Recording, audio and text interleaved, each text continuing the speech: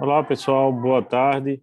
Estamos dando início ao webinar sobre tecnologias de tratamento de água. Eu sou o professor Júlio Rezende.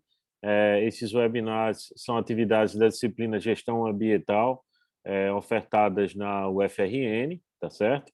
E então nós tivemos a ideia de transformar essas apresentações, essas discussões que nós temos na nossa disciplina, né, de gestão ambiental, em um formato de webinar, onde nós temos os vários alunos da disciplina distribuídos em grupos.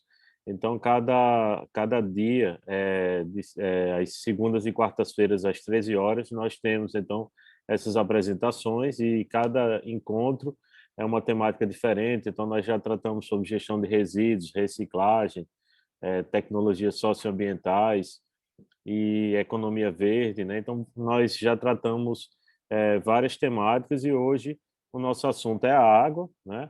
E nós temos o prazer de ter a presença hoje, né, da professora Fernanda Matos, tá certo? Conosco.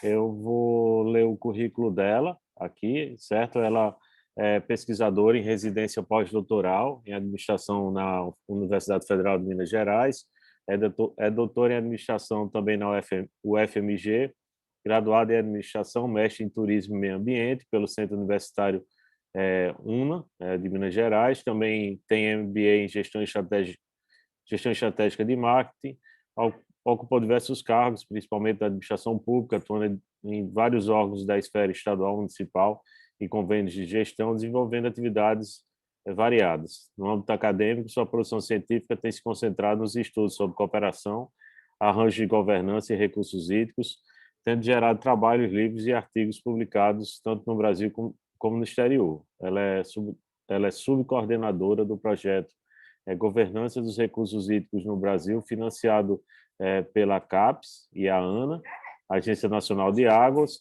é membro do Núcleo de Estudos Organizacionais e Sociedade, de Observatório de Governança das Águas, embaixador das águas e líder da Realidade Climática, treinado por Algor em 2014, e também trabalha diretamente como mentora aqui no Brasil, tá certo? Então, eu gostaria de agradecer à professora Fernanda pela disponibilidade dela de estar participando conosco hoje aqui nessa abertura, né? Assim, eu lembrei para ela que é um momento rápido aí de 10, 15 minutinhos aí, que assim, porque a gente tem essa nossa programação, a gente agradece, professora, a sua participação hoje. E no caso ela me informou que vai ser mais uma apresentação dialogada. Professora, fica à vontade para iniciar a sua apresentação, viu? E a sua exposição. Obrigada, Júlio. Obrigada pelo convite, novamente agradecer, né? E que bom estar aqui com vocês, falando sobre esse tema que para mim é muito importante. Por ser um curso de gestão ambiental, né, é difícil a gente falar assim uma coisa mais importante, porque tudo se conecta de alguma forma. Mas como hoje o tema é água, eu costumo brincar que desde 2009, né, que esse tema, gestão dos recursos hídricos, faz parte não só do meu trabalho, mas da minha vida, porque à medida que a gente vai se envolvendo, isso você vai se conectando de diversas formas e quando vê, ele já toma conta da sua vida. A partir desse card, né, que vocês elaboraram aí, e principalmente por terem colocado aí o símbolo, né, do ODS 6, então eu vou trazer a minha fala um pouco para aí, buscando refletir alguns aspectos, né, ainda mais pensando aí no tema. Vamos lá. Mas antes eu gostaria de fazer uma provocação para vocês. Isso é uma provocação que eu faço sempre, principalmente com os meus alunos, mas é que eu acabei utilizando em outros espaços. Toda vez que a gente vai falar sobre água, as pessoas pensam muito diretamente ligado ao abastecimento, né? Ao abrir a torneira e o chuveiro, etc. Mas daí eu sempre pergunto, eu trago para eles a seguinte frase: quase todas as atividades humanas dependem de água. Por que quase? Porque a gente ainda não pode dizer que absolutamente todas, né? Não, assim, não foi feito um estudo científico para descobrir assim, qual que não usa. Então, eu sempre peço, né, deixo essa provocação de início para que vocês me ajudem nessa. Qual atividade que não utiliza água em nenhum momento? Pensando aí, né, tudo que vocês utilizaram hoje, ontem, né, no final de semana, tudo que vocês manusearam em que não envolveu água em alguma parte desse processo produtivo. Então, isso traz para a gente a importância desse ODS 6. O ODS 6, assim como todos os ODS, né, assim, ele se conecta de alguma forma com os outros. Então, eles são, assim como os direitos humanos, eles são integrados e indivisíveis. E para isso, né, e para a sua aplicação, a gente vai exigir aí de uma abordagem sistêmica e integrada. Então, se a gente for pensar no nosso ODS 6 aí, água limpa e saneamento, ele vai se conectar de alguma forma com os outros ODS. Então, vamos pensar aí no 3, pegando alguns deles, né? Então, assegurar uma vida saudável e promover o bem-estar para todos em todas as idades. Se a gente for pensar aí, esse é um ponto que se conecta muito com esse período em que vivemos, né? Nesse período da pandemia, a recomendação, além de usar máscara, que é importante, fazer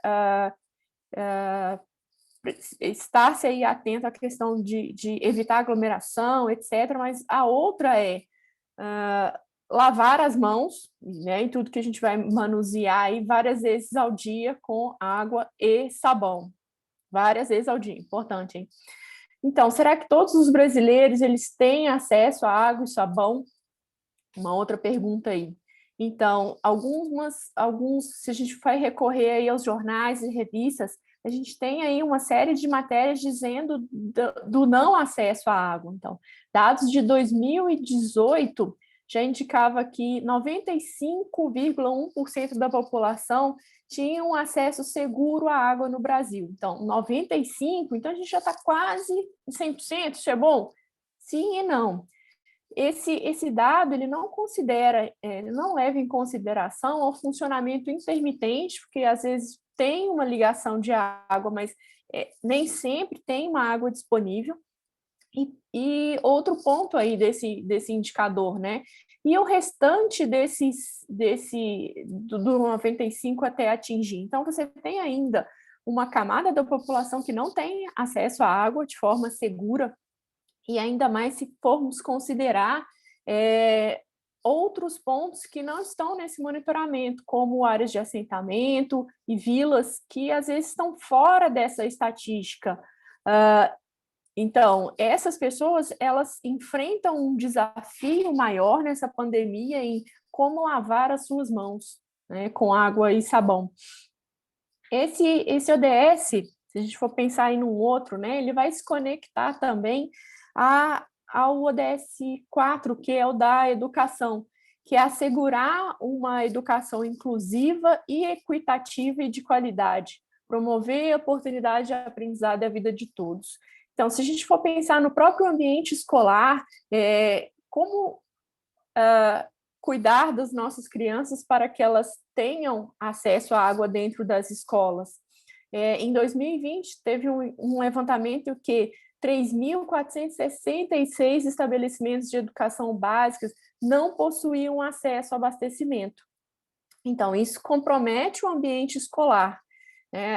Esperamos, né, em breve que mais pessoas possam ser vacinadas e que voltemos aí ao ambiente presencial das escolas, né? Isso por enquanto não é seguro, mas quando retornarmos, então em 2020, vejam bem, 3.466 estabelecimentos de educação básica não tinham acesso à água. Vejam aí o tamanho desse desafio que temos ainda pela frente.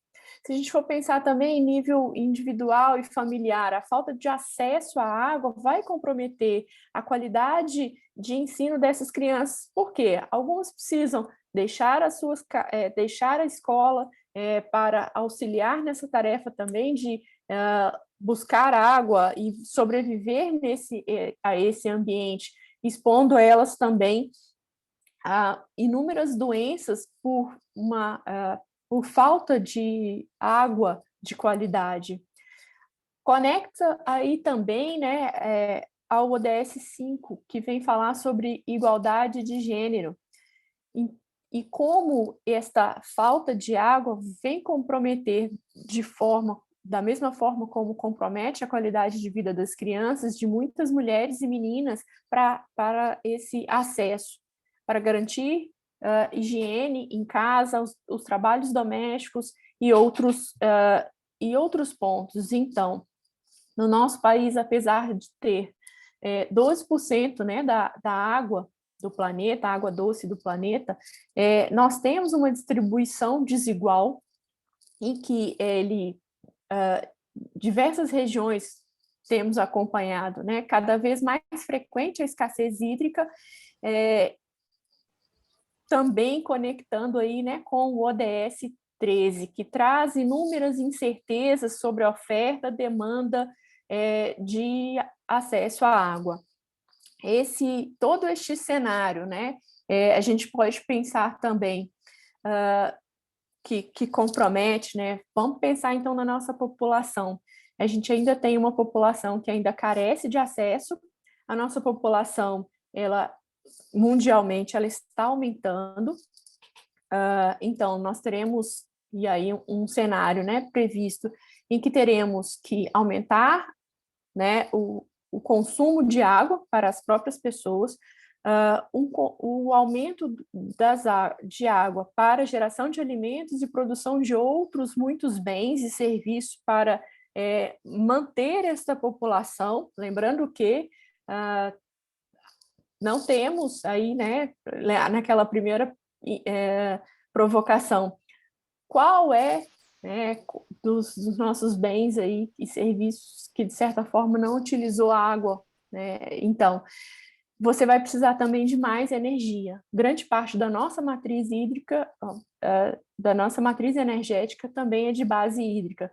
Então, você tem aí um cenário que traz a necessidade de termos mais água e água de qualidade, porque grande parte, né, desses, conectando aí também ao CARD, né, a necessidade de tratamento.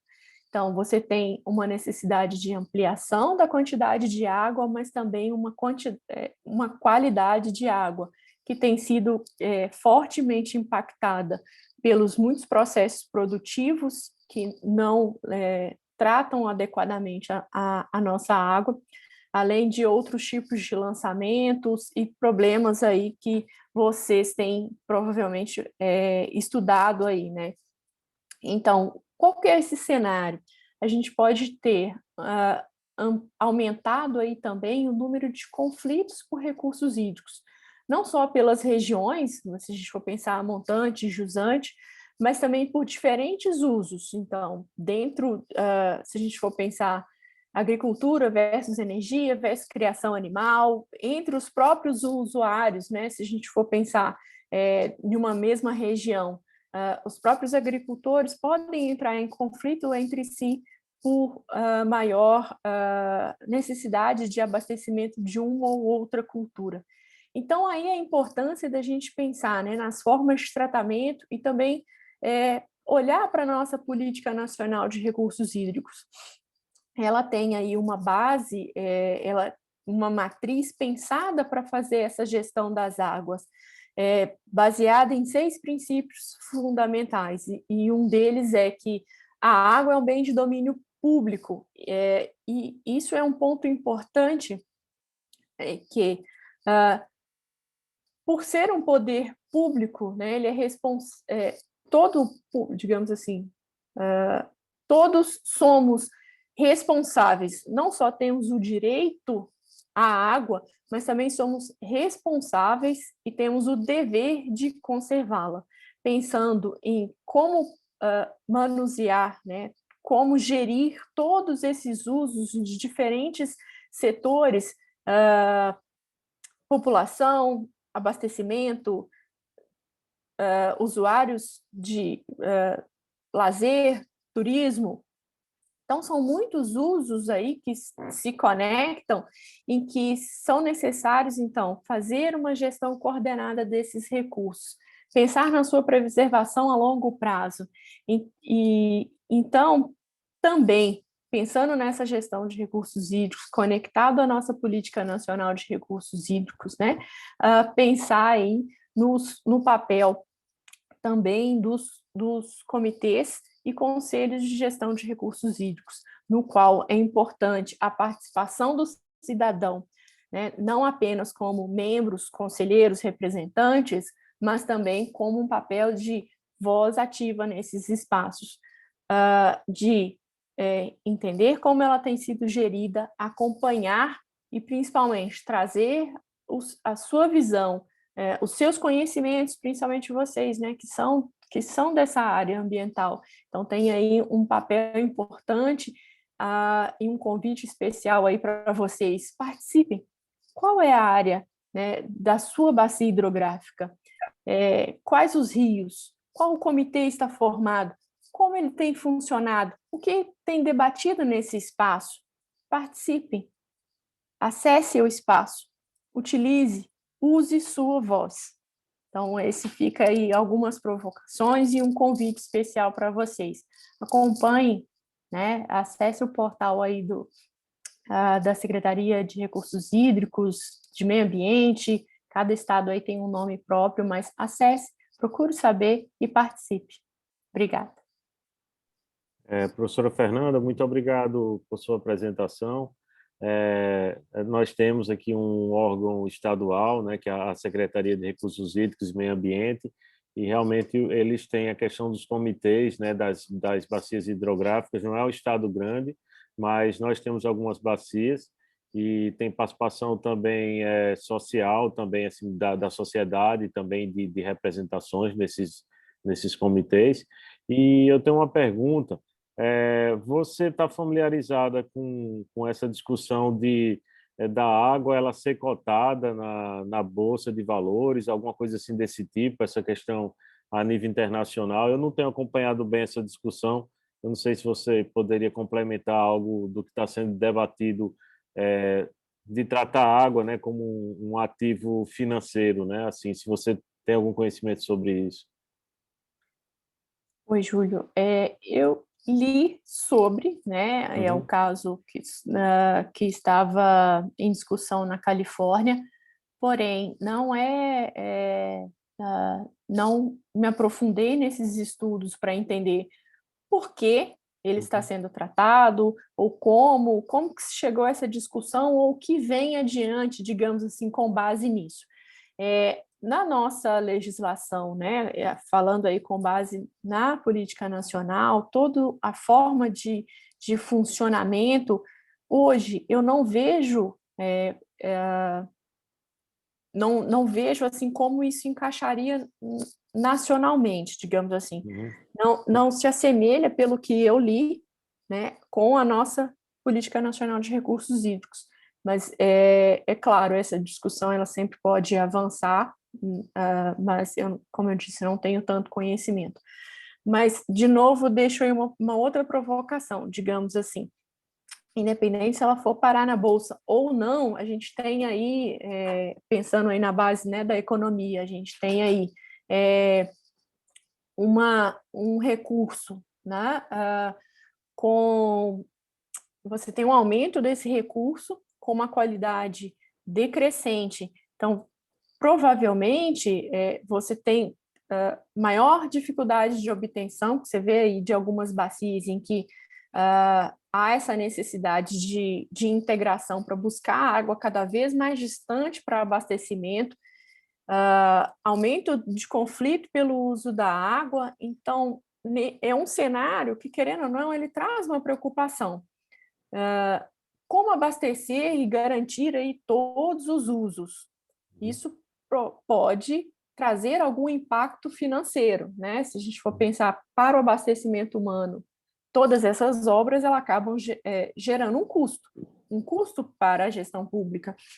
E como administrar isso, né? Então, é importante esse debate sobre como tratar e manter essa qualidade de recursos hídricos para que todos tenham acesso.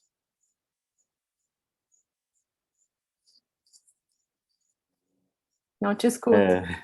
Obrigado por sua participação no nosso evento, por ter trazido vários pontos interessantes aí que, assim, as apresentações dos alunos, eles vão tocar em alguns pontos, mas realmente é uma visão nova que ajuda na nossa discussão, né, enriquece a nossa discussão hoje aqui nessas exposições que a gente vai ter, e fica à vontade para acompanhar e assistir mais algumas apresentações e também de assumir as suas outras atividades aí durante esse horário, tá? Então, muito obrigado por sua apresentação, e aí eu vou convidar aqui o próximo expositor. Obrigado. Acompanhe. Olá, boa tarde. Meu nome é Júlia, eu vou dar início à apresentação de Tecnologias de Tratamento de Água, o webinar promovido pela disciplina de Gestão Ambiental, pelo docente Júlio Rezende, no curso superior de Área de Produção da UFRN. Pode prosseguir, Matheus. Bom, eu vou fazer a contextualização histórica e legislativa sobre o tratamento da água e falar um pouquinho sobre alguns tópicos. Pode prosseguir. Eu separei 5 tópicos para conversar com vocês. A água no planeta, a poluição e efeitos do aquecimento global, políticas de conscientização para o desperdício da água, legislação e regulação do uso das águas pela ANA e o histórico do tratamento de água e saneamento básico na humanidade. Pode passar. Bom, vamos iniciar falando sobre a água no planeta, né? O planeta Terra está inundado de água, formando a hidrosfera, compreendendo os oceanos, mares e águas continentais. É considerado o único planeta que apresenta água em seus 3 estados físicos, líquido, sólido e gasoso. E aí, como eu mostro nessa primeira imagem, de toda a água disponível no planeta, apenas 2,5% é de água doce. E aí, dentre essas águas doces, ela é distribuída de algumas formas e ela não se apresenta distribuída de forma uniforme. Então, ela vai variar segundo a presença de ecossistemas das diferentes regiões. E aí, nessa segunda imagem, mostra que 68,9% da água doce disponível no planeta, ela é encontrada na forma de calotas polares e geleiras. 29,9% na forma de água subterrânea, 0,9% em outros reservatórios e 0,3% em rios e lagos. Um ponto que é bem legal ressaltar que, de acordo com os dados da ANA, o continente com maior concentração de água doce é a América, né, com cerca de 39,6%. E um dos países que mais concentram água doce no mundo, dentre deles está o Brasil. Então, eu vou falar um pouquinho, pode passar, Matheus, sobre a água dentro do Brasil. O Brasil é um país abundante, né, em recursos hídricos, como eu acabei de falar, representa cerca de 12% do total mundial. E aí, nesse primeiro gráfico, fala um pouquinho sobre a distribuição da água no território, e não é de forma uniforme, né, como vocês podem perceber, 68% está com a região norte, 16% com a centro-oeste, 7% com a sul, e 6% com a sudeste, e 3% apenas com a nordeste.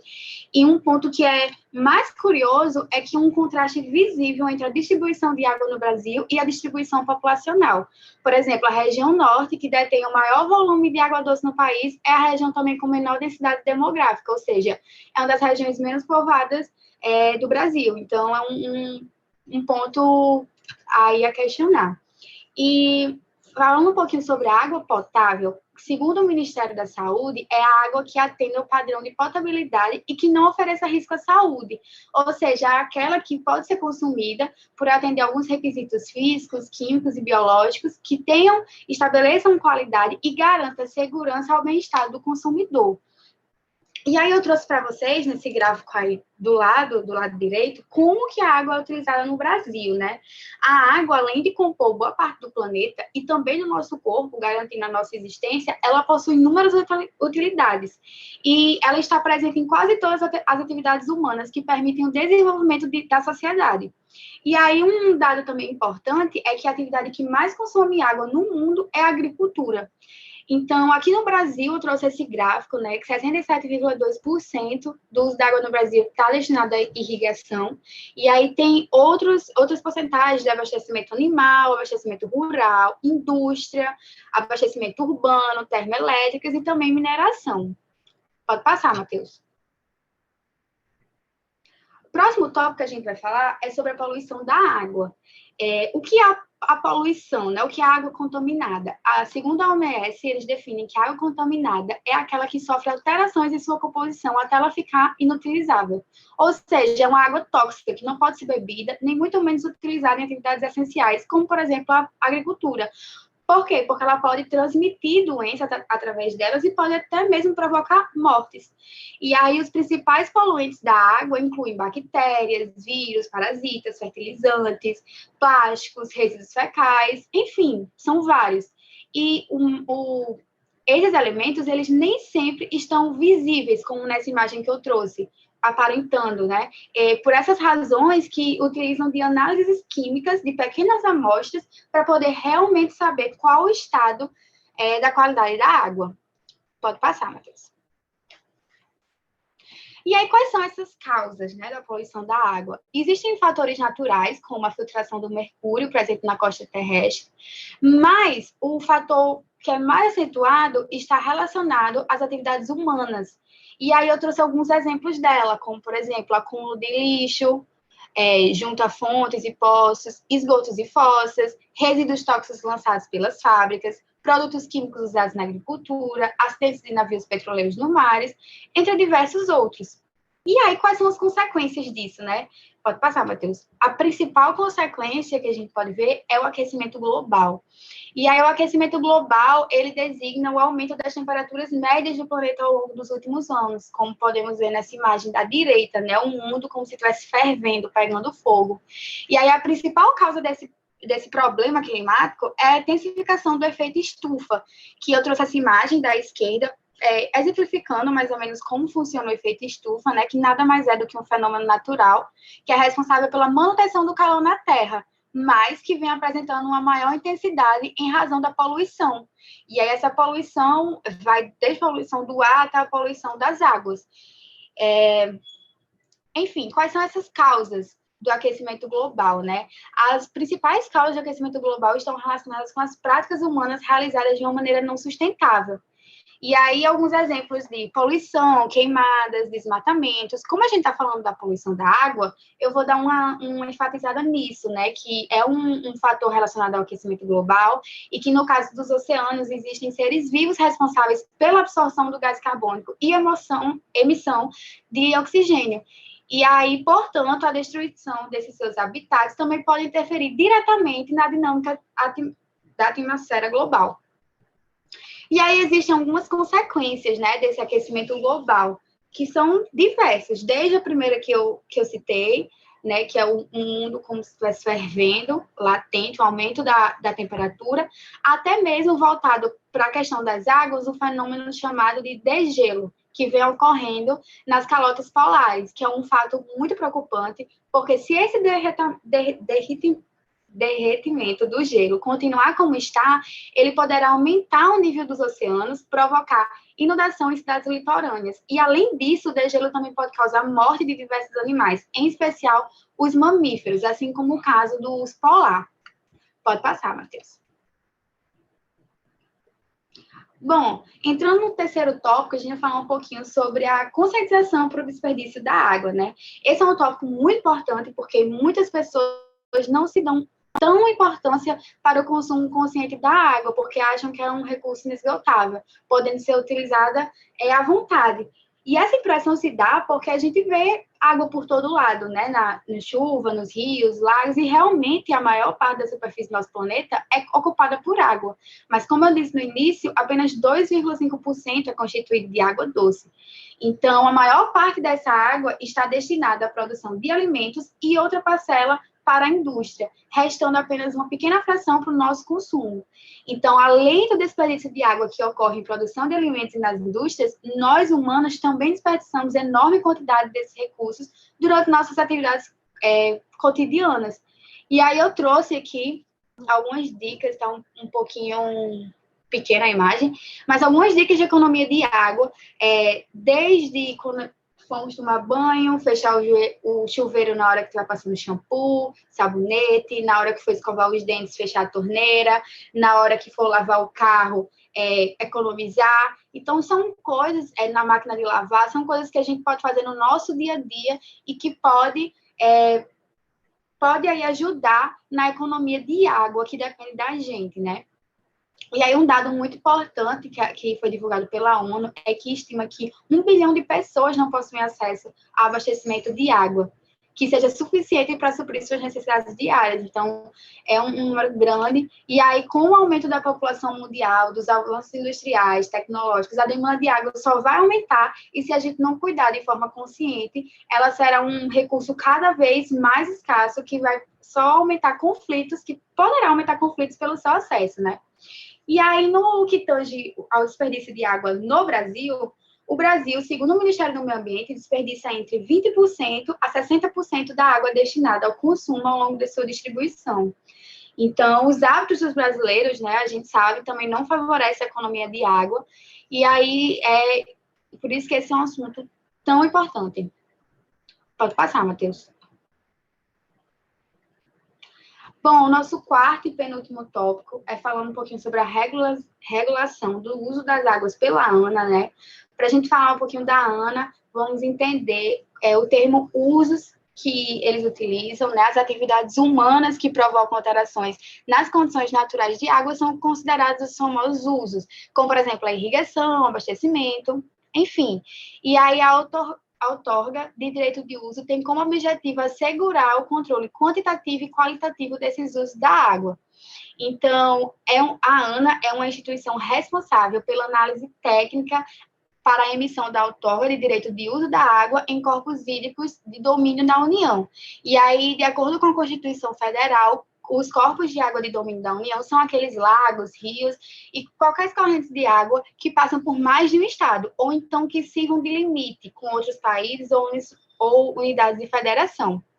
E aí, outra função também importante da ANA é que tem como atribuição fiscalizar os usos de recursos hídricos nos corpos de água do domínio da União, assim como supervisionar as ações voltadas para o cumprimento da legislação federal sobre o uso da água, apoiar o estabelecimento de regras especiais, subsidiar as ações necessárias ao atendimento dos padrões de segurança hídrica e também realizar campanhas de cadastro e de regularização de usos de recursos hídricos. Pode passar, Matheus. E aí, para finalizar, eu vou trazer rapidamente aqui para vocês um pouquinho sobre a história, o histórico do tratamento de água e do saneamento básico na humanidade, né? Um assunto que é muito importante, que, para dar início a ele, vou falar um pouquinho por cima sobre o que é o saneamento. O saneamento é um conjunto de medidas que é o objetivo preservar ou modificar o meio ambiente para prevenir doenças e semear a saúde, né? Então, vai melhorar a qualidade de vida dos cidadãos, a produtividade do indivíduo, otimizar a atividade econômica. E aqui no Brasil, o saneamento básico é um direito assegurado pela Constituição e pela lei. É definido como um conjunto dos serviços, infraestrutura, instalações operacionais de abastecimento de água, esgotamento sanitário, limpeza urbana, drenagem urbana, enfim, entre tantos outros serviços. Entretanto, não surgiu de agora, né? A gente tem alguns registros de serviço de saneamento que já eram praticados há muitos anos atrás. Pode passar, Matheus. Bom, a Idade Antiga, na Antiguidade, o homem aprendeu que a água suja, o acúmulo de lixo, disseminam doenças. Então, dessa forma, era preciso desenvolver algumas técnicas para obter a água limpa e se livrar desses resíduos. E foi assim que se deu início à ideia do saneamento básico, né? E aí o homem começou a desenvolver algumas técnicas importantes, como a irrigação, construção de diques, canalizações superficiais subterrâneas, e com isso também surgiram medidas sanitárias. E aí, cada região foi começando a desenvolver suas técnicas. Vou dar dois exemplos. Por exemplo, na Grande Roma, as ruas com encanamento serviam de fonte pública e com o intuito de prevenir doenças, separava a água para o consumo da população. Já na Grécia Antiga, havia-se o costume de enterrar as fezes ou deslocarem para um local bem distante de suas residências. Então, eles foram desenvolvendo técnicas e estratégias para conseguir fazer isso. E aí, as primeiras galerias de esgoto da história foram construídas em Nippur, na Babilônia. E aí, a gente passa para a Idade Média. A Idade Média, para dar um contexto, foi quando o Império Romano ruiu aí no início da Idade Média, e aí, com isso, novas regiões foram surgindo, e tais como Germânia, Espanha, Portugal, e foram se firmando como organizações socioeconômicas, um sistema feudal. E aí, nesse período, o consumo da população da Europa era de apenas 1 litro de água por pessoa diariamente. Entretanto, o abastecimento sofreu um retrocesso muito grande no aspecto sanitário, porque enquanto os romanos faziam captação de longas distâncias, essas regiões faziam captação diretamente dos rios. E com a queda de Roma, o conhecimento ficou totalmente arquivado. Então, só foi revelado algo sobre o saneamento muito posterior.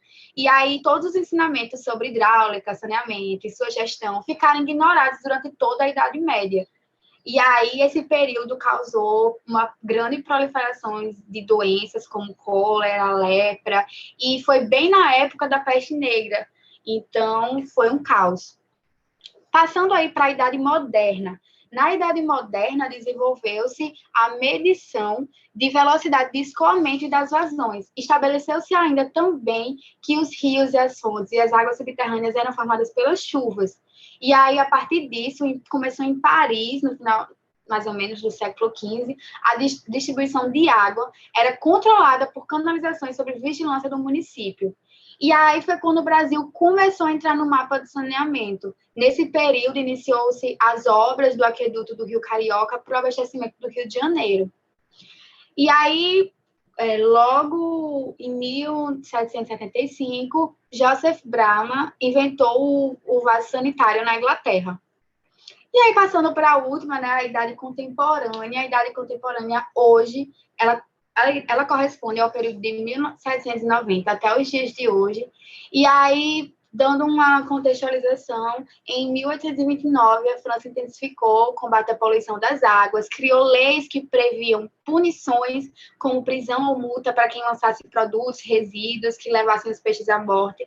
E nessa época também se iniciou a implementação do saneamento, bem como a administração e legislação em conjunto com outros serviços públicos. E aí, pode passar, Matheus, por favor. Para a gente finalizar, vou falar um pouquinho no Brasil, como é que ocorre. O primeiro registro de saneamento no Brasil, como eu já havia dito, ocorreu em 1561, quando o fundador, Estácio de Sá, mandou escavar o primeiro poço para abastecer o Rio de Janeiro. E aí, no período colonial, ações de saneamento eram feitas de forma individual e resumiam-se a drenagem de terrenos e também instalações de chafarizes. E aí, durante toda a história do saneamento no Brasil, existiram alguns fatores que dificultaram o processo ao longo dos anos. E a gente pode citar alguns que impediram e ainda impedem hoje em dia que o desenvolvimento dessa área não tenha atingido um crescimento tão expressivo. Por exemplo, a falta de planejamento adequado, o volume insuficiente de investimentos, a deficiência na gestão das companhias de saneamento e a baixa qualidade técnica dos projetos e a dificuldade para obter financiamentos e licenças para a obra. Pode passar, Matheus. E aí foi quando começou a surgir a legislação no Brasil. Para minimizar esses problemas que surgiam ao longo dos anos, começaram a criar-se diretrizes de implementação, medidas e infraestruturas para o saneamento básico no Brasil. E foi quando, em 1971, foi instituído o Plano Nacional de Saneamento, o PLANASA. E aí, outro grande obstáculo que existiu durante esses anos foi a disputa entre os governos federal, estadual e municipal sobre quem deveria gerenciar essas diretrizes. E aí, após lutas intensas, os municípios conquistaram a titularidade dos serviços de saneamento através da lei chamada Lei Nacional de Saneamento Básico. E aí, atualmente, o instrumento que norteia toda a condição das políticas públicas, metas, estratégias para o setor de saneamento é o PLANSAB, Plano Nacional de Saneamento Básico. Além dele, também existem 2 órgãos responsáveis pelo monitoramento dessas leis e diretrizes, que podemos citar a ANA, Agência Nacional de Águas, que é o órgão responsável pelo Gerenciamento dos Recursos Hídricos, e também a SINES, que é o Sistema Nacional de Informação sobre o Saneamento, que é a maior e o mais importante sistema de informação sobre o saneamento.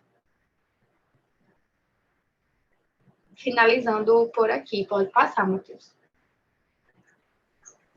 Boa tarde, aqui é Ruth. Vou falar um pouquinho para vocês sobre técnicas para o tratamento dessa água. Pode passar, Matheus.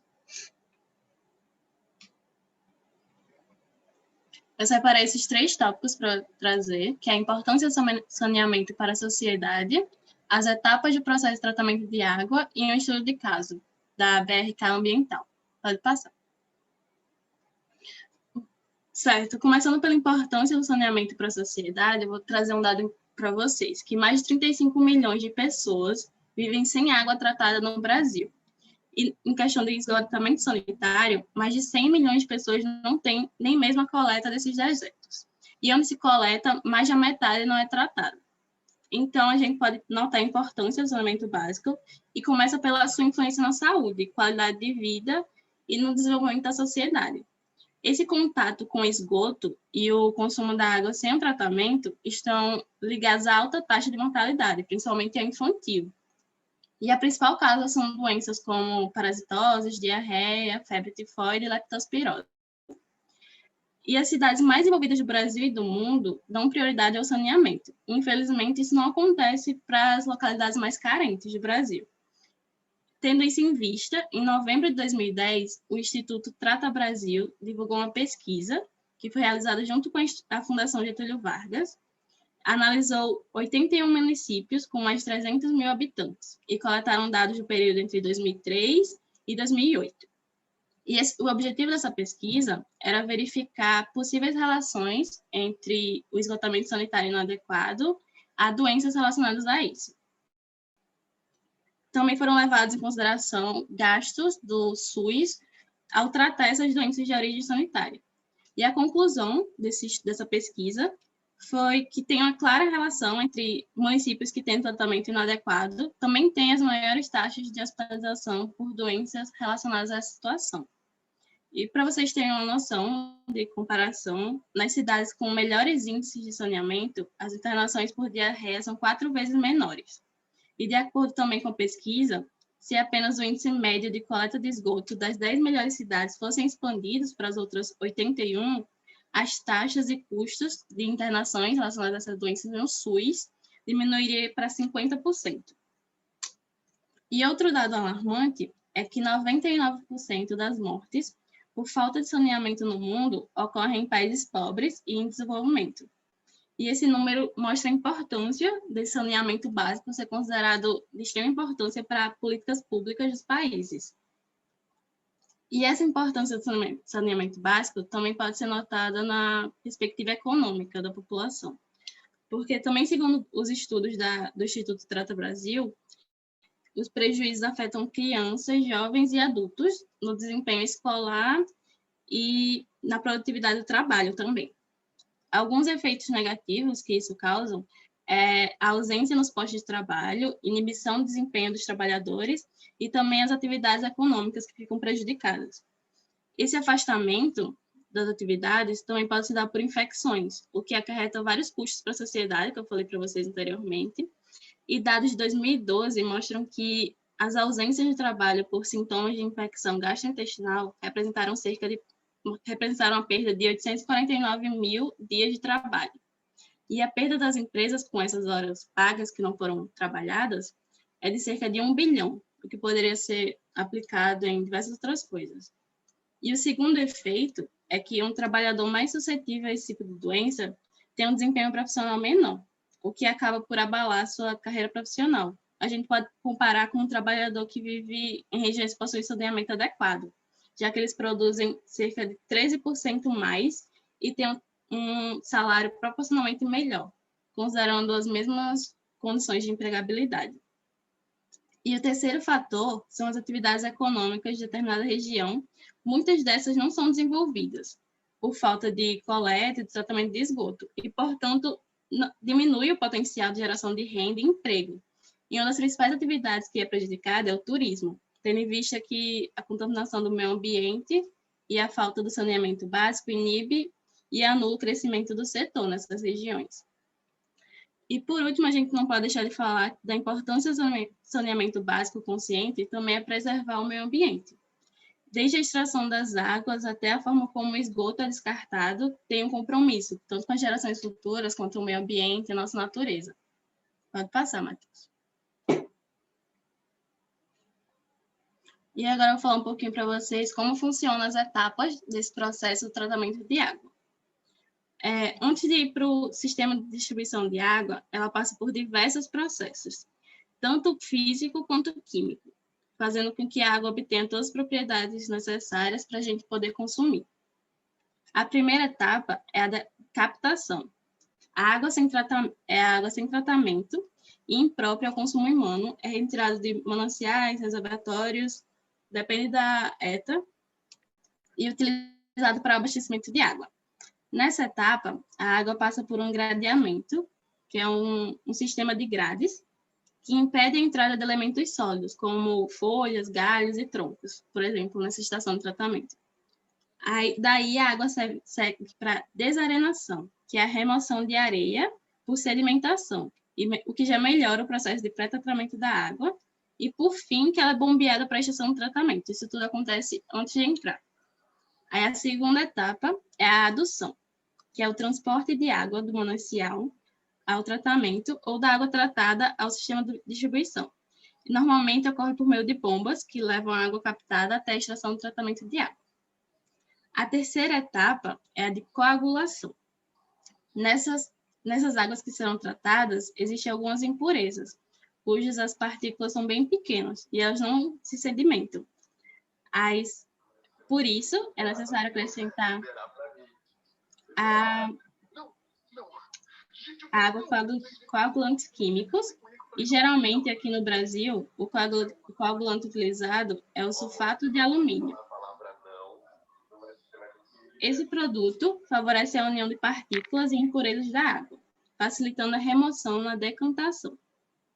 Já a quarta etapa é a de floculação, onde a água é agitada fortemente por cerca de 30 segundos por um agitador mecânico, com a finalidade de aumentar a dispersão do coagulante.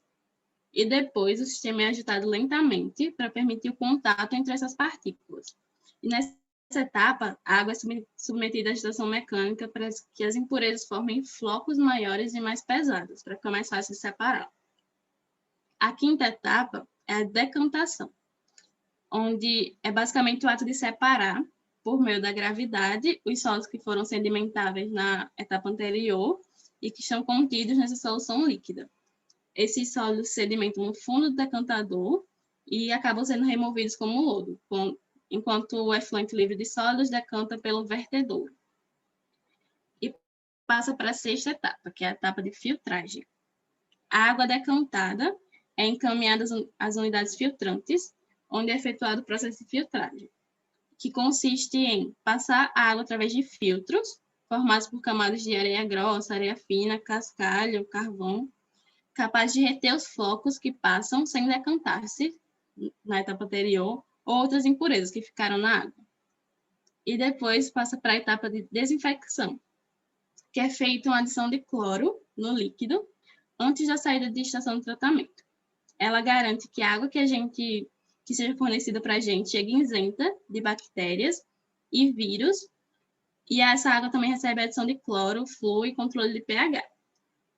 E a última etapa, que é a de reservação, onde a água é armazenada em reservatórios com duas finalidades: para manter a regularidade do abastecimento e também atender a demandas excessivas, como, por exemplo, no verão, em que usa-se muita água ao mesmo tempo. Pode passar. Agora eu vou falar um pouquinho para vocês do estudo de caso da BRK Ambiental, que é a maior empresa privada de saneamento básico do Brasil, presente em mais de 100 municípios. E eles trabalham na gestão de serviço e no desenvolvimento de soluções ambientais, com o propósito de preservar os recursos naturais e a melhoria da qualidade de vida dos moradores. E eles estão nessa cidade, que a gente vai ver agora, de Uruguaiana, desde 2011. E o município foi o primeiro do Rio Grande do Sul a conceder os serviços de água e esgoto para essa companhia.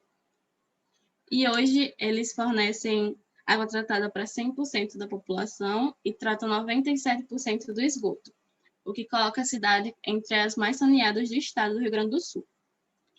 E entre 2011 e 2019, a cidade de Uruguaiana registrou redução de 96% na incidência de doenças de veiculação hídrica, como eu falei para vocês lá no início, a importância do saneamento básico com a saúde pública.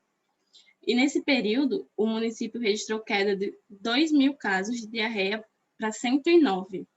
E com a redução dessas doenças, estima-se que o município economizou cerca de 1 milhão por ano, o que pode ser investido em outras áreas prioritárias para a população. E isso fica claro que quanto maior o acesso ao saneamento, menor também a mortalidade infantil, que entre 2011 e 2017, o período em que a BRK Ambiental estava atuando no município de Uruguaiana, o período de aumento da cobertura de saneamento caiu de 19 para 12 por 1.000 nascidos vivos. E nesse mesmo período, o índice de desenvolvimento da educação passou de 4,8 para 5,3, mostrando diretamente o impacto do saneamento com esse aspecto da vida das pessoas. E as melhorias também no rio Uruguai, que antes da ampliação da coleta, recebia diretamente mais de 90% do esgoto da cidade. E com a preservação desse rio também melhorou algumas atividades econômicas da população, com a pesqueira, que estava em declínio por causa que o rio estava poluído, e voltou a ser fonte de renda para os pescadores de Uruguaiana. Pode passar.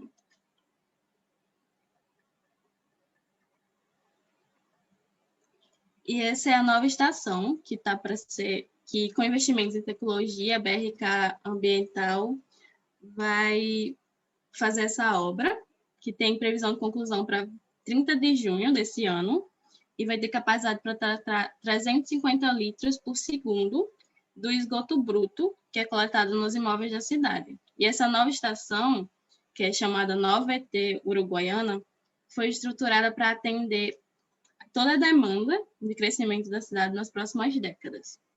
E o sistema deles é automatizado e com equipamentos robustos que vão realizar um tratamento em média de 6 horas. E antes, esse tratamento precisava de 35 dias.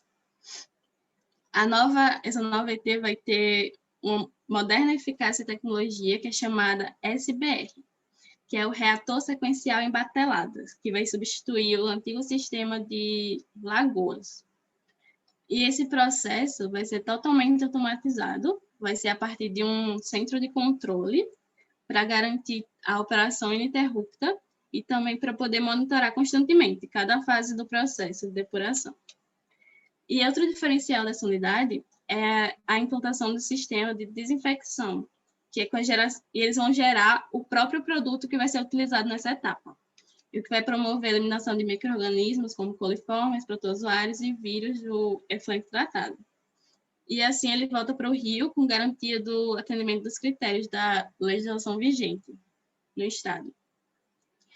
E essa nova ET, o diretor da BRK Ambiental comentou que vai ser um grande salto no tratamento de esgoto da cidade e vai se tornar uma referência em todo o sul do país. E apenas nessa fase do projeto, o volume tratado é de mais de 30 milhões de litros por dia. E tem toda uma estrutura preparada para o crescimento da cidade nos próximos anos também. E é isso, vou passar a fala agora para a Maria. Boa tarde, eu sou Maria e vou falar um pouco sobre as inovações tecnológicas no tratamento de água. Para isso, eu selecionei 4 tópicos. O primeiro se refere às tecnologias que estão revolucionando o tratamento de água no Brasil. E eu trouxe 3 estudos de caso que vão complementar, tanto a nível mundial, apresentando o caso dos Estados Unidos e do Egito, quanto a nível nacional, contando um pouco sobre um estudo de caso aqui no Brasil. Primeiramente, acho que é importante a gente falar sobre o contexto que o nosso país se encontra, em que 93,4% das casas urbanas no país usam a rede geral de distribuição de água, quando, em contrapartida, apenas 34% das casas rurais têm acesso a essa rede geral de distribuição, o que mostra essa disparidade entre as casas urbanas e as casas rurais, ressaltando a importância de investir em tecnologias que possam auxiliar nessa democratização do acesso à distribuição de água potável. Também, em comparação, no Sudeste, 88,6% das casas são atendidas por serviços de coleta de esgoto, quando no Norte, essa porcentagem de atendimento é apenas de 21%, o que, mais uma vez, mostra essa necessidade de investir em tecnologias para o tratamento de água e, como o Ruth falou, que possuem grande influência no bem-estar da sociedade, como na educação e na saúde. Como falei, a tecnologia, quando alinha investigação científica, otimização de processos, recursos atuais e automatização, alinhada ao propósito do saneamento, de garantir a acessibilidade e igualdade de direitos, qualidade ofertada e a necessidade de monitoramento desse processo, garante a qualidade de vida da população, por meio desses processos melhorados. Quanto às tecnologias que vêm trazendo revolução no processo de tratamento de água aqui no Brasil, eu selecionei 4. A primeira delas é o processo de biomassa aeróbica granular. Ela teve desenvolvimento na Holanda, mas já tem atuação aqui no Brasil, e consiste na metodologia de estruturação da biomassa em flocos durante o processo tradicional de tratamento de esgoto. Na verdade, durante esse tratamento, ela se estrutura em flocos e, através da biomassa, ela vai se estruturar em grânulos.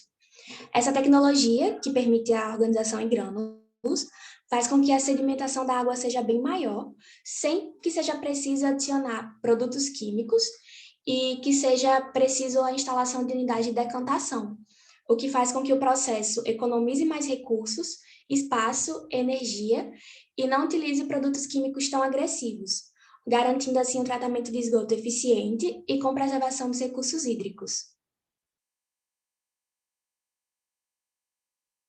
O sistema MBBR é o segundo que selecionei para trazer para vocês e consiste na utilização de pequenas peças de plástico, como essas apresentadas na imagem, que se caracterizam pela formação de um biofilme dentro do seu interior, que vai permitir uma criação da maior população de micro-organismos responsáveis pelo tratamento de água. Eles garantem um processo ágil e ideal para quando há pouca disponibilidade de espaço para realizar esse tratamento da água. O terceiro consiste nas membranas filtrantes de água. Antigamente era bem comum que nessa fase de tratamento de água fosse realizado a utilização de grandes filtros de areia.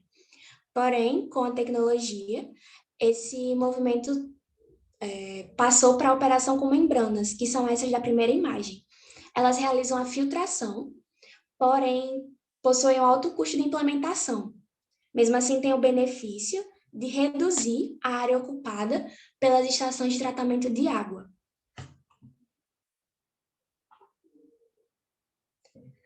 O quarto e último ponto que pode trazer revolução para o tratamento de água aqui no país são os medidores online da qualidade da água.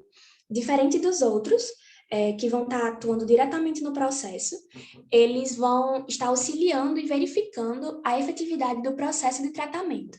Os aparelhos de medição de qualidade da água ajudam a aperfeiçoar o saneamento básico por meio de dispositivos conectados a um display, como na imagem.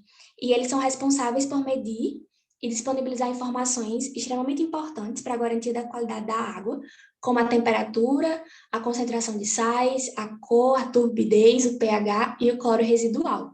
A partir disso, a partir da utilização desse aparelho, é possível ter acesso a dados que vão possibilitar um controle ainda mais rígido das etapas de tratamento de água e esgoto, e assim possibilitar que intervenções sejam feitas e que os resultados alcançados possam ser mais satisfatórios.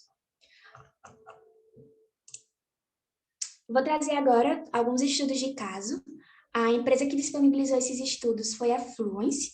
Ela é uma empresa criada em 2017, após algumas fusões e aquisições de empresas no ramo de tratamento de água, e ela fornece soluções sustentáveis para esse tratamento e reutilização.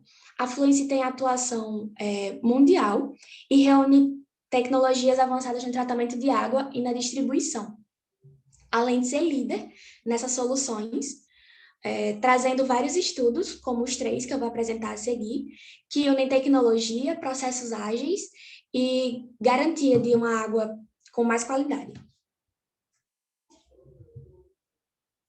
O primeiro estudo de caso selecionado é o estudo do Lago Nigel, que fica localizado na Califórnia, e os responsáveis pela área estavam questionando a baixa qualidade dessa água e questionando também a perda do valor estético e recreativo, já que essa área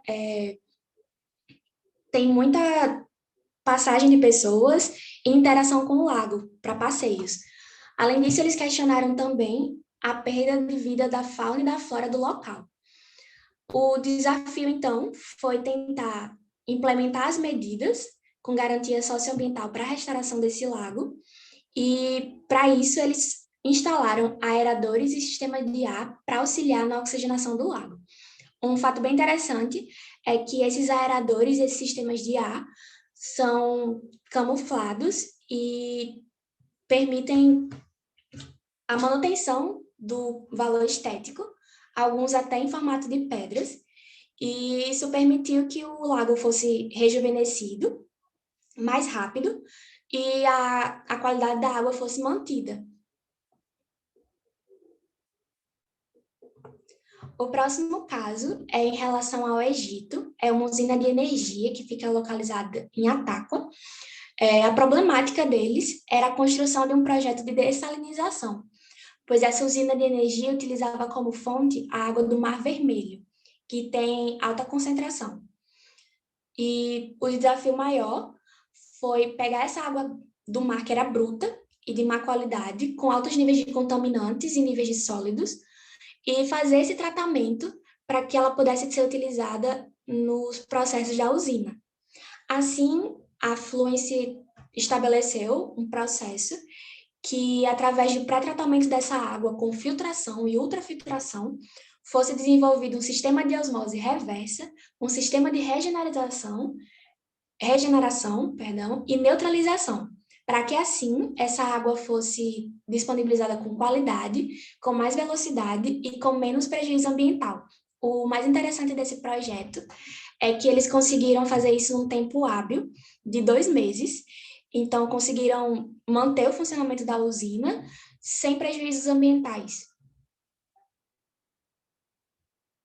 Por fim, o último caso é aqui do Brasil, que é referente ao processamento avícola da Perdigão e da Sadia, que eram conhecidas por esse nome, mas são, hoje em dia, o grupo BRF, que é uma das maiores empresas agroindustriais do mundo, e a problemática deles era um sistema de tratamento de efluentes que não atendia às especificações. Eles tinham um sistema que, graças à nova mudança da legislação, não ia ser mais válido, não ia atender ao necessário, então a Fluence foi contatada para poder fazer essa mudança em tempo hábil e sem que a produção parasse. Os desafios que eles enfrentaram foi a implementação antiga de um sistema rudimentar e essa necessidade de continuar com as operações mesmo com a implementação de um novo sistema. Para isso, a solução foi o desenvolvimento de uma planta com desempenho eficiente e de baixo consumo de energia. Nesse diagrama, a gente pode perceber que esse centro de tratamento consiste em 2 linhas paralelas de nitrificação e desnitrificação, que vão receber esses efluentes dos sistemas. E, a partir disso, por causa desse sistema unificado e com algumas compotas, que facilita em caso de manutenções, o sistema pode operar sem interrupção, permitindo o tratamento de água. A nova planta também trouxe como resultados o tratamento dos efluentes com alta concentração de nitrogênio de forma muito eficiente, permitindo esse descarte do efluente de acordo com a legislação estabelecida.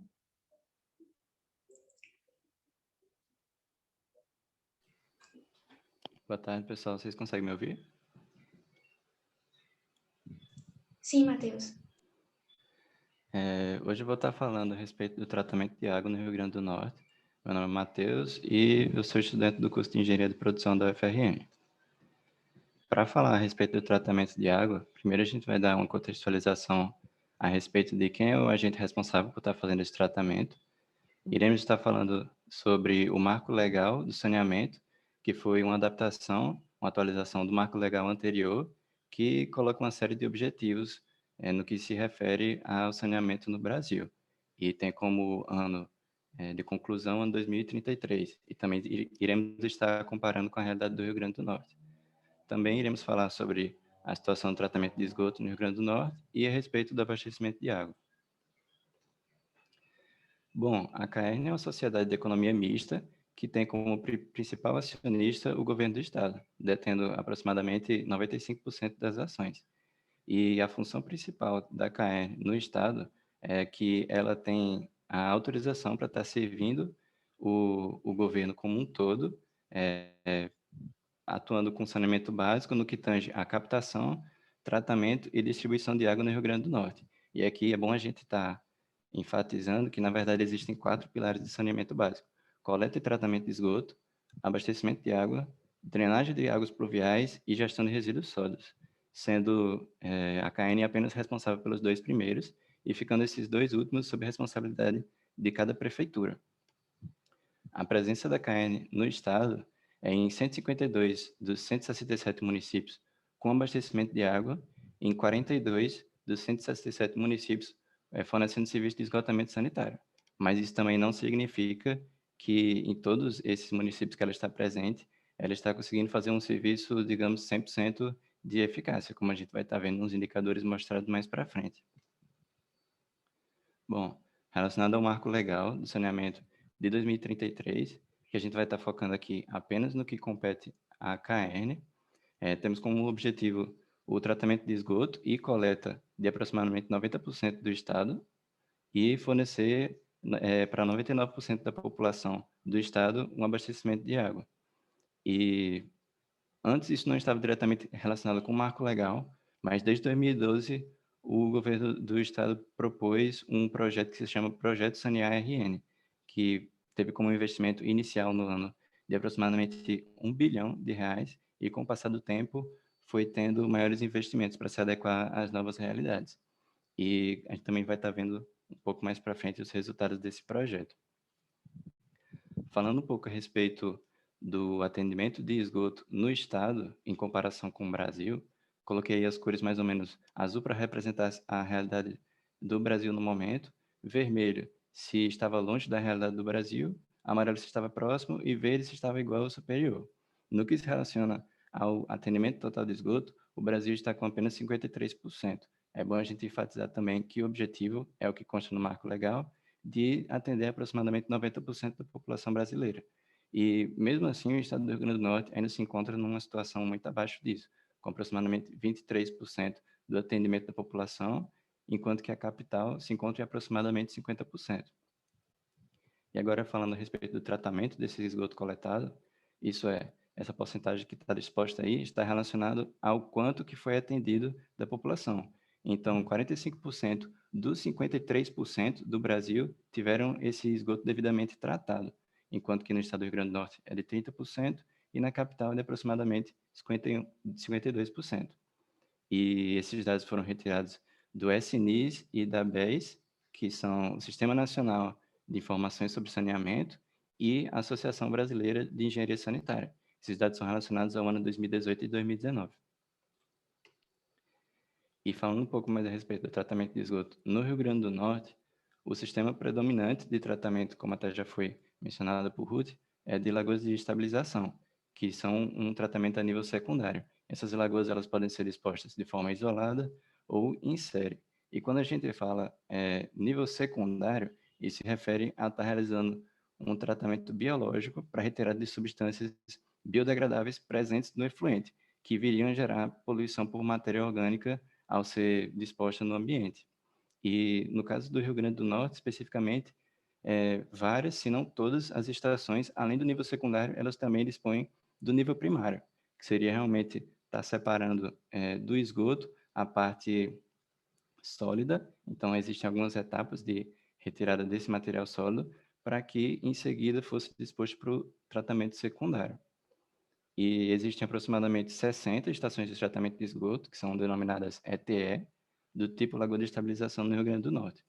Então, as principais, que são operadas pela CAERN, são a Estação de Ponta Negra, que é da capital do Rio Grande do Norte, município de Natal, em que ela realiza o tratamento dos bairros de Ponta Negra, da Vila de Ponta Negra e mais ou menos por aquela região, enquanto que a Estação do Baldo, também em Natal RN, ela realiza o tratamento da maior parte da Zona Sul. Então, é uma estação que possui aproximadamente 7 a 8 vezes uma capacidade de tratamento maior do que a estação de Ponta Negra. E essa imagem que eu disponibilizei aí na esquerda, a fonte é a própria CAERN, se relaciona à água após o tratamento feito nessa estação do Baldo. Também temos a ETE do Distrito Industrial do Natal, que se localiza em Extremóis, que está próxima ali à fábrica da Vincunha. Então, é uma estação que está mais focada naquelas indústrias que se localizam naquela região. E também temos a estação de Pendências, que se localiza no município de Pendências, no estado do Rio Grande do Norte. Todas essas informações estão dispostas no próprio site da CAERN. E aí, pensando um pouco mais a longo prazo, e também se relacionando com o projeto Sanear RN, em Natal estamos há certo tempo sobre construção de novas estações de tratamento de esgoto, né? E aí, como a imagem nos mostra, temos uma foto da construção da estação de tratamento de esgotos Jaguaribe, que se localiza próximo à zona norte de Natal, e também estamos sobre fase de construção da estação Guarapes, na zona oeste. E elas juntas estariam custando aí aproximadamente 105 milhões. E aí, por que a gente fala a longo prazo? Porque essas obras elas têm como objetivo estar atendendo não apenas a situação da Zona Norte hoje, mas também prevendo um crescimento populacional para atender em torno de 600 mil pessoas que estão situadas aí na Zona Norte da nossa capital. E, de acordo com o presidente da CAERN, ele afirma que Natal atingirá até o final de 2022, isso é, com 11 anos de antecedência, as exigências do Marco Legal do Saneamento. Mas também é muito importante a gente estar ressaltando que isso seria relacionado apenas à nossa capital e que o projeto Sanear tem como objetivo estar atingindo o estado como um todo. Então, ainda tem muito caminho pela frente a ser feito. E falando um pouquinho mais a respeito do abastecimento de água, utilizando as mesmas fontes citadas anteriormente, a SNIS e a ABES, também pelos anos 2018 e 2019, o Brasil hoje tem um atendimento total de água de aproximadamente 83,6%, enquanto que o estado do Rio Grande do Norte está em 87% e a capital com 97%. E é importante também a gente ressaltar que o objetivo é atingir o Marco Legal 2033, de abastecimento de aproximadamente 99% da população do estado. E agora um dado bastante alarmante, que a gente já vai citar aqui no Brasil, aproximadamente 38% da água no processo comercial ela é simplesmente perdida. Então, não é que está faltando água no processo de distribuição, mas que para atingir a população, que existe esse planejamento para ser atingido, precisa-se levar em conta essa perda para estar, digamos, distribuindo uma quantidade além do que realmente seria necessária, já contabilizando essa perda no processo comercial. E aí o estado do Rio Grande do Norte basicamente perde aproximadamente 50% da água que distribui, e a capital do Rio Grande do Norte é uma porcentagem ainda acima disso, né? Então 54,8% das águas são perdidas durante o processo comercial. No Brasil, o atendimento urbano de água é de aproximadamente 93%, enquanto no estado do Rio Grande do Norte está em torno de 96%.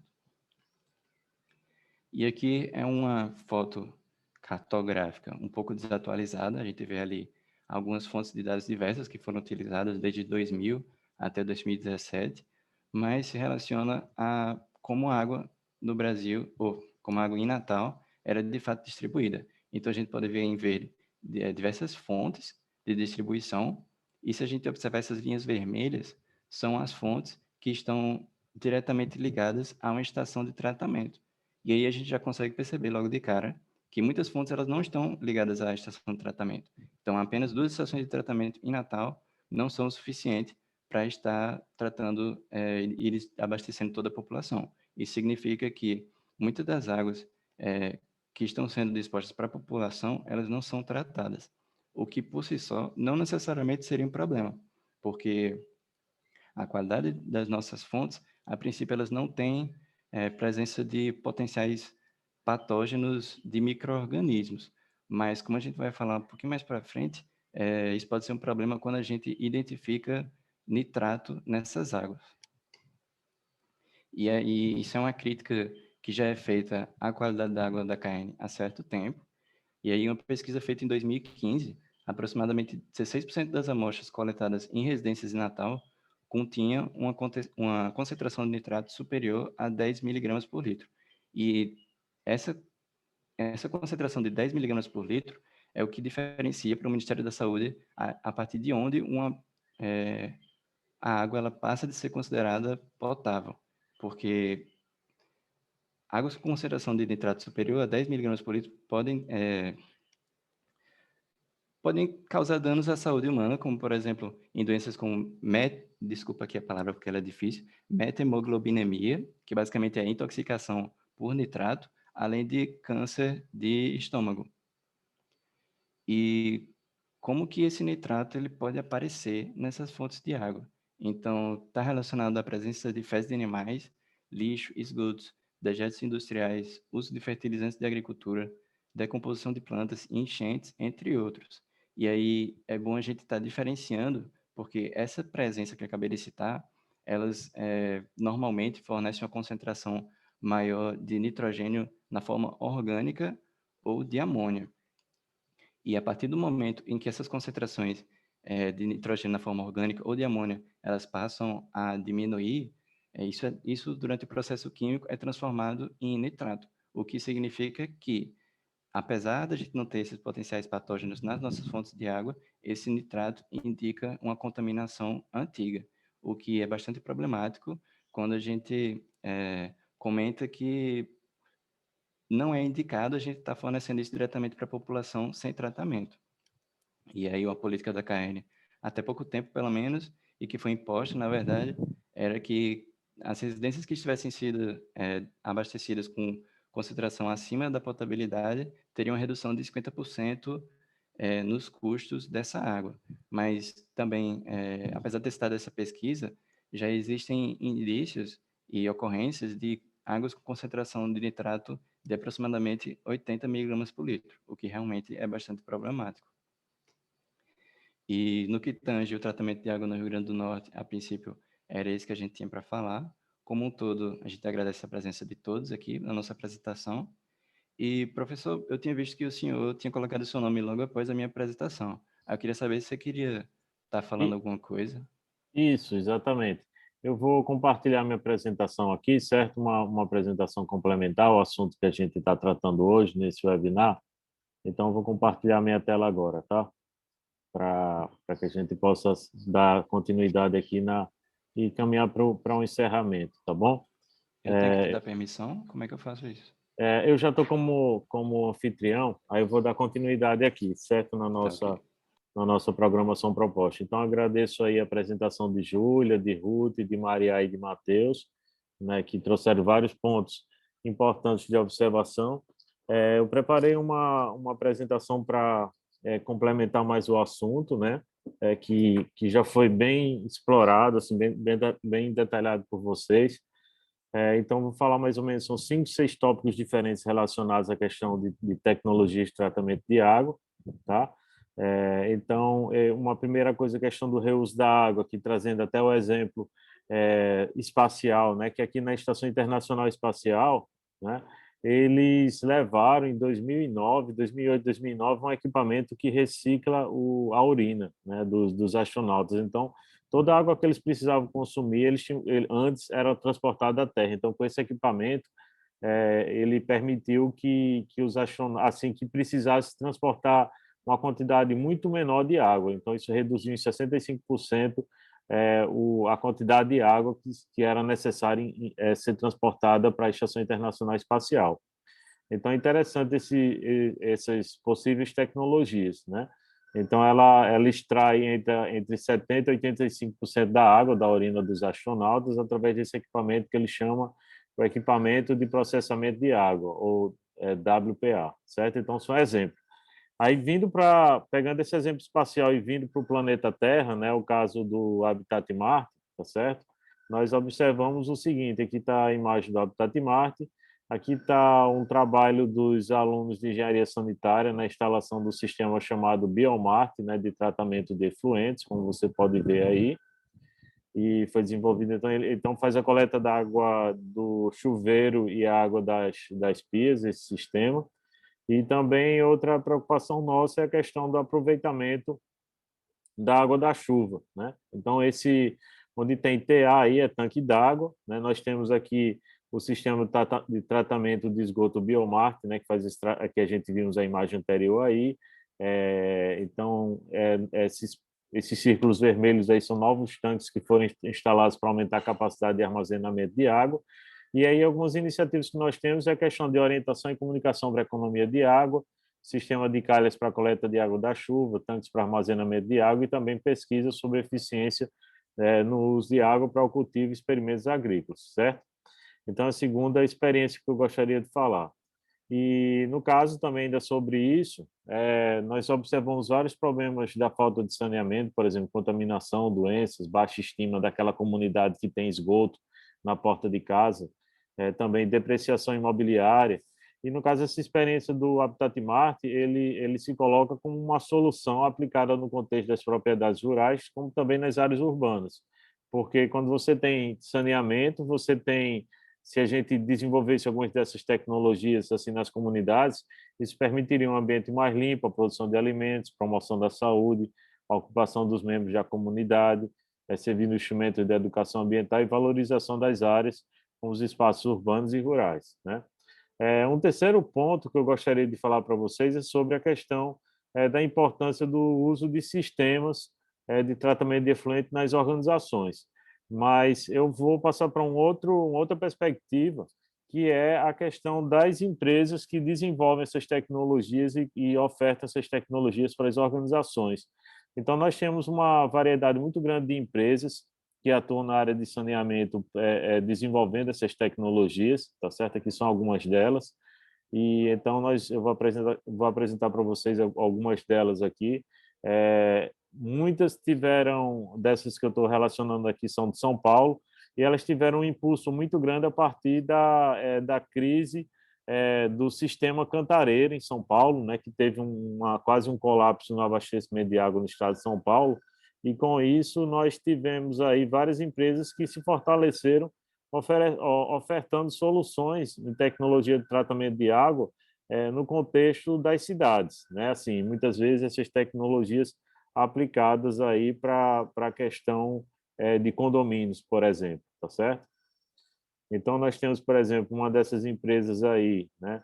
Ela trabalha, por exemplo, com tratamento de efluentes industriais, medição de esgoto, sistema de abastecimento de água potável, tratamento de esgoto domiciliar, geração de água de reuso, operação de sistemas. Aqui uma outra empresa que é a Hidráulis, tá certo?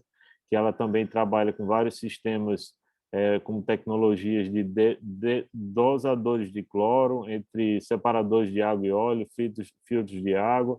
E aqui são alguns exemplos, por exemplo, dessas tecnologias, desses produtos que são ofertados por eles, certo? Então, muitas vezes, vocês, enquanto engenheiros de produção, que vêm a trabalhar algumas indústrias, né, ou vão ser gestores também, então é importante pensar quais seriam possíveis soluções a serem aplicadas no contexto dessas indústrias, dessas organizações, ou muitas vezes até um condomínio, né, alguma coisa assim desse tipo, né, que uma outra empresa. E um quarto ponto que eu vou falar é a questão do reuso de água, certo? Que em inglês ele tem um termo, o termo é reclaimed water. Então, assim, os países assim mais desenvolvidos, eles têm investido no reaproveitamento da água, certo? Porque você não pode pegar uma água limpa, poluir essa água e simplesmente descartar essa água. Então, o inteligente é tratar essa água para que ela tenha condições de ter o seu reuso, tá bom? Então, essa água reaproveitada, né, ela poderia ter vários usos, como o uso urbano, o uso agrícola, uso industrial, uso recreacional, por exemplo, no uso recreacional, campos de golfe, lagos, né? Atividades estéticas, né? Então você poderia ajudar a fazer gelo. Então, existem vários usos possíveis, né? Em usos ambientais também, como recarga de aquíferos, né? Também até um uso mais sofisticado, que seria realmente tratar essa água ao ponto dela ficar numa qualidade tão boa que ela possa ser bebida, consumida enquanto uma água potável novamente, tá certo? Então, vários países, quanto mais sofisticado, assim, mais desenvolvido esse país, mais investimento, mais tecnologia existe para o tratamento desse esgoto aí, certo? Alguns principais países, assim, o reuso da água, nós temos aí a questão do México, né? Que a gente tem, por exemplo, a cidade do México, uma cidade com uma grande, bastante povoada. Então, a importância deles fazerem o reuso da água, né, enquanto uma solução para os problemas dele. Então, teria outros países aí, Egito, China, Espanha, entre outros países, né? Então, isso é uma preocupação constante da União Europeia, né? E aqui é um estudo das cidades com maior disponibilidade hídrica e com menor disponibilidade hídrica. Então, assim, as cidades com maior sobrecarga, né, nos sistemas hídricos. Então, nós temos aí regiões da Espanha, né, e também algumas partes de Portugal, França, né, que sofrem bastante com a questão da disponibilidade hídrica. Então, quais seriam as soluções possíveis, as tecnologias para suprir essas regiões, né, de água, né, regiões secas, né? Então, uma dessas soluções, no caso da Espanha, nós temos aqui no Mediterrâneo uma cidade chamada, uma região de Almeria, que é uma região desértica, e que eles descobriram os sistemas de estufas, e com o uso das estufas que eles descobriram por acidente, eles conseguiram transformar essa região desértica da Espanha, essa região de Almeria, no maior celeiro de alimentos da Europa, né? Então, mas os alimentos eles são todos cultivados em estufa, porque aí dentro da estufa ele consegue controlar a questão da temperatura e da umidade, né? Então, eles conseguem ter altas taxas de produtividade de alimentos e, de repente, na estufa, ele realiza a produção de alimento durante o ano todo. Aqui algumas pesquisas inovadoras. Uma dessas tecnologias inovadoras é relacionada à questão do uso do grafeno, que ele permitiria a retenção dos poluentes e a separação da água limpa, tá certo? Uma dessas pesquisas teve uma estudante brasileira, que ela participou dessa equipe lá da Universidade de Manchester, né? Ela na época do Ciências Sem Fronteiras, em 2017, e aí assim é bastante promissor a questão da pesquisa, né? De membranas, de um modo geral, e nesse caso o uso de membrana a partir do grafeno, né? Aqui nós temos alguns exemplos de produtos inovadores, no caso para o uso pessoal. Então você está numa caminhada, né? Você está num passeio, aí tem um lago ali, tem um açude, né? Ou tem um riacho, e aí você teria alguns equipamentos que são comercializados nessa loja lá dos Estados Unidos lá, para o pessoal que gosta de aventura. Então ele coloca usa esse sisteminha aí, ele faz a sucção da água, a água ela passa por essas membranas, por esses filtros, e aí a partir do uso a partir do momento que passa por essas membranas, ele consegue a água mais segura para o consumo dele, tá? Então aqui um exemplo de aplicação e o exemplo das membranas, certo? E aí a gente vai falar, por exemplo, um penúltimo assunto aqui são algumas tecnologias populares, tá certo? Que poderia, por exemplo, como desenvolver filtros com alguns elementos que a gente tem em casa, como filtros de café. E uma das pesquisas interessantes é como preparar um filtro usando, por exemplo, algodão, cascalho grosso, cascalho fino, areia, carvão, tela ou gaze. E aí você teria a introdução da água, a água, de repente, uma água de esgoto, né, aqui, e aí a verificação de como é que sai, após esse filtro, como é que se mantém as propriedades dessa água que foi recebida, se você consegue, qual o nível de filtração, de melhoria da qualidade dessa água aí, tá certo? Aqui um outro exemplo. E o último assunto aqui que eu gostaria de trazer para vocês são exemplos de inovações em ecodesign aplicadas à eficiência no consumo de água, tá certo? Isso aqui são alguns, por exemplo, aqui uma pia você faz o uso da pia e ela faz a coleta dessa água da pia em um recipiente, que aí você já poderia pegar esse recipiente aqui para aguar uma planta, alguma coisa desse tipo, tá? Eu poderia, de repente, usar para fazer o fervimento dessa água e reutilizar com alguma aplicação. Aqui uma descarga-fonte, você teria a pia em cima de uma caixa de uma descarga. Aqui uma pia, uma cuba flexível, né? Também que ela permitiria diferentes usos. Aqui um utilitário aqui, no caso, é uma solução da Electrolux, um utilitário para a cozinha que vaporiza as louças para lavá-las e reaproveita a água para função em vários ciclos de filtragem, né? Então você teria aqui pequenos orifícios aqui que faria a questão colocaria o vapor, né, da água quente aqui, que ajudaria a largar a gordura dos pratos, do copo, né? E aqui, por exemplo, um chuveiro que gasta apenas 2 litros de água num banho, né? Então, ele seriam micro gotículas, né, que seriam colocadas no corpo aí, né? E isso, de repente, isso aqui teria uma eficiência 10 vezes maior do que as tecnologias atuais. Então, nessas colunas, ele faria a coleta da água, né, do banho, e aqui nessas colunas teria, de repente, os sistemas para a filtragem, o tratamento da água, que seria reutilizada, né, para a questão do consumo, tá certo?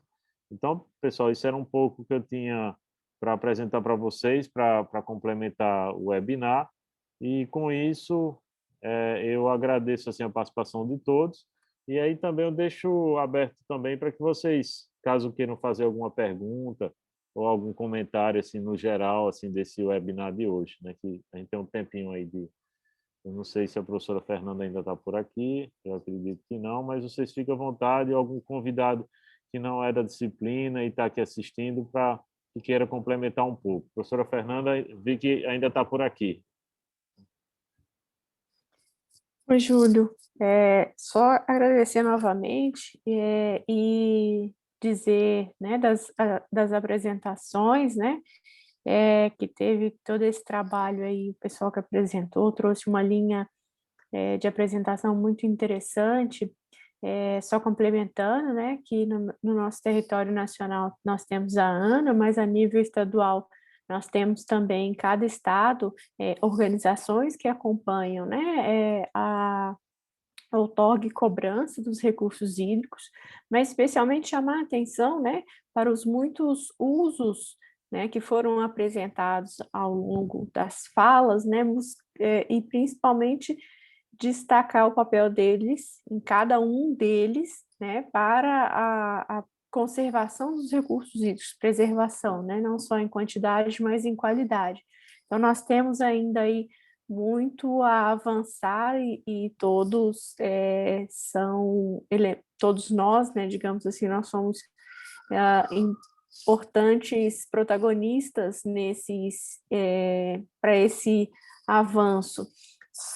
Trazendo também, né, um outro dado, e principalmente, né, que várias são as fontes de poluição dos nossos corpos d'água, mas principalmente, né, o lançamento de esgotos é um dos que mais impactam os corpos hídricos, principalmente nos grandes centros urbanos, né? Essa concentração.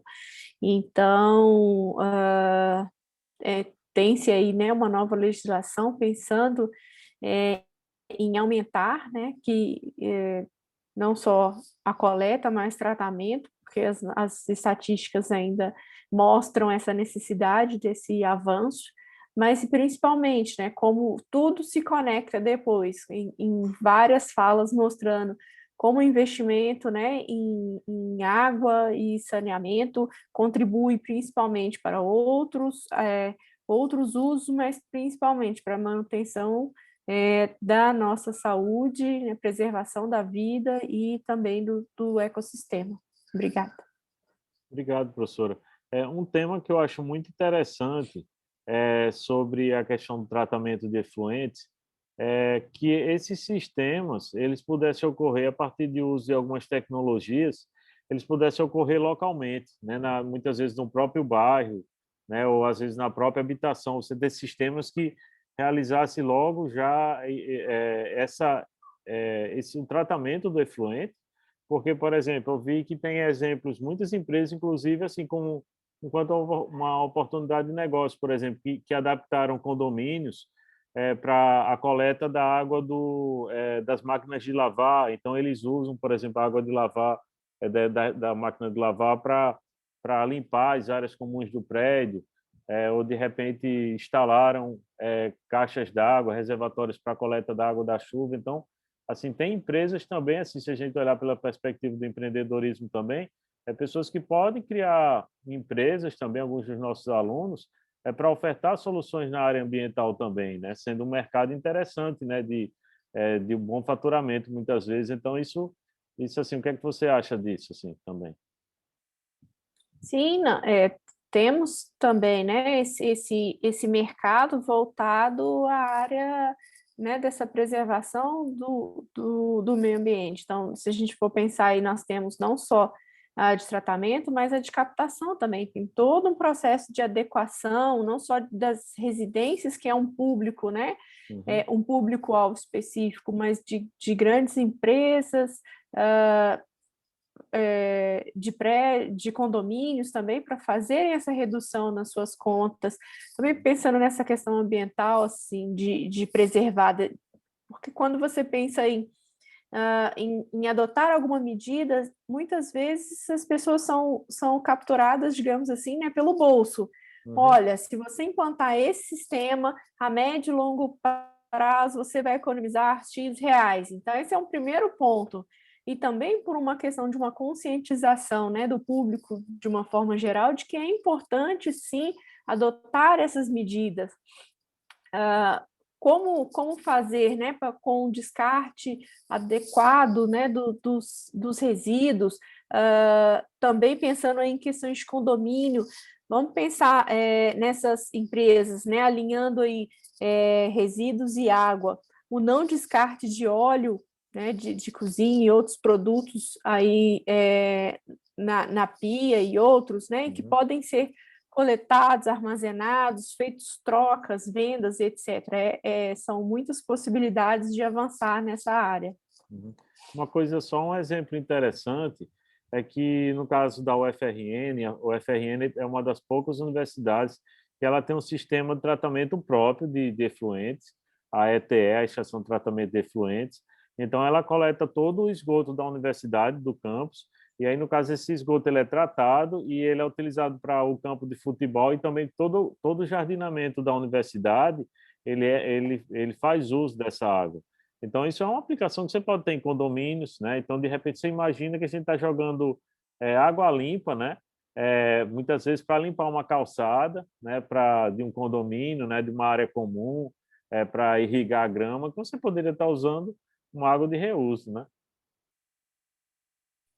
Além dos outros desafios, né? Porque nem todos os poluentes são tratados ou retirados apenas como filtração. Então, você tem ainda desafios que requerem aí pesquisa e investigação, né?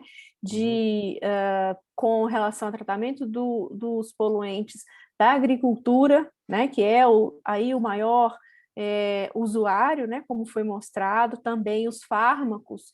Então, há alguns estudos que mostram que ainda temos deficiência nesse tratamento, hormônios e outros medicamentos que são lançados na água, digamos assim, e que permanecem, que isso precisa ser estudado, avançado aí em como retirar esses poluentes da água. Ok, professora, muito obrigado. Pessoal, algum comentário aí, alguma observação para a gente ir encerrando o nosso webinar hoje? Então, se não tem comentários, então a gente vai encerrando agora. Muito obrigado, viu, professora, pela sua disponibilidade aí. Ano passado a gente tentou, mas assim, deu algum probleminha na questão do convite no período e agora dessa vez deu certo. Então, pessoal, muito obrigado. Prazer, professora Fernanda. E mantemos contato aí em seguida, tá bom? Muito obrigado, pessoal. Eu vou encerrando a gravação de hoje. Tudo de bom para vocês. Obrigadão, boa tarde. Boa tarde, pessoal. Tchau. Obrigada, professor. Boa tarde. Obrigado também. Boa tarde.